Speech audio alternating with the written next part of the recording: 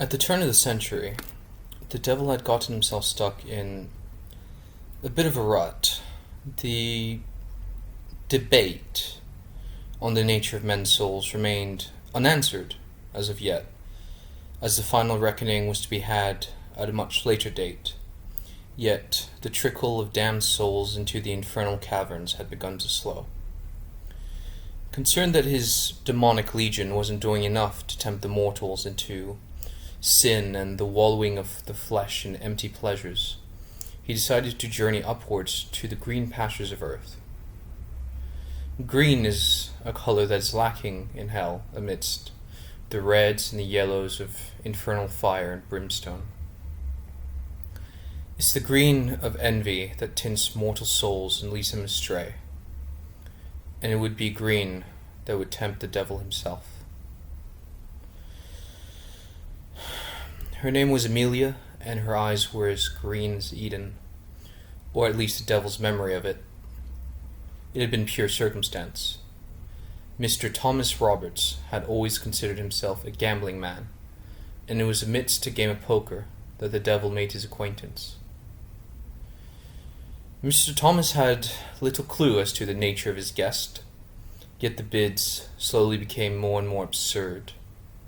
The devil promised him wealth beyond his wildest dreams, and Mr. Roberts watched in shock as the devil delivered on bid after bid.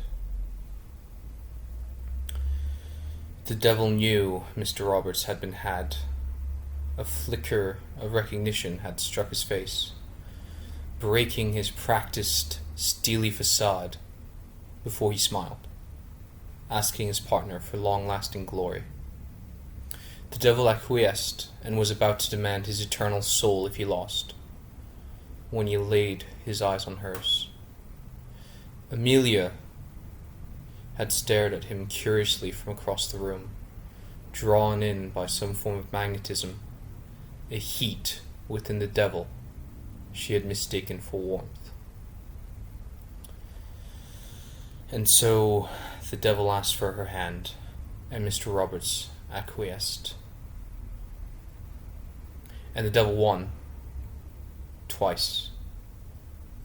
Mr. Roberts would go on to offer his soul in a later game, and sealed his fate. Amelia and the devil began to court each other, falling head over heels. And so the devil neglected his duties in hell for a life in New Orleans. But it was not to be. Amelia had remained unaware of the particularities of her new lover, and the devil, in his shame, sought to hide it from her. But, alas, the devil is not welcome on consecrated ground, a detail he had missed in his urge to wed his beloved, and so his mortal form burst into flames as he crossed the threshold of the church, and the truth was revealed to his fiancée. She had fled as the devil did his best to cover his face in horns amidst the shocked parishioners. She ran and didn't stop running until she reached a convent and took her vows in the holy life, so she may be cleansed of the devil's sin.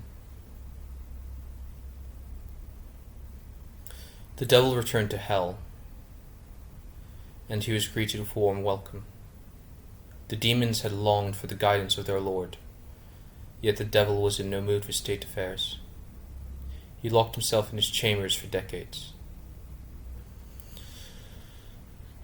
Amelia was claimed by heaven 20 years later, and the devil lost her forever. In the midst of his grief, the demons brought him a visitor.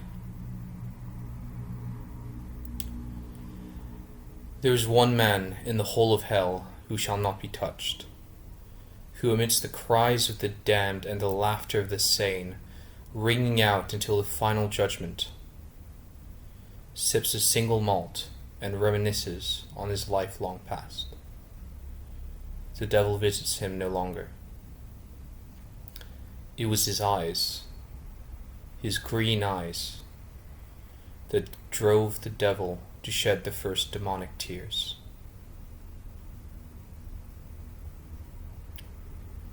In the end, the devil left. It was love, not beauty, killed the beast. But it was grief made him seek greener pastures.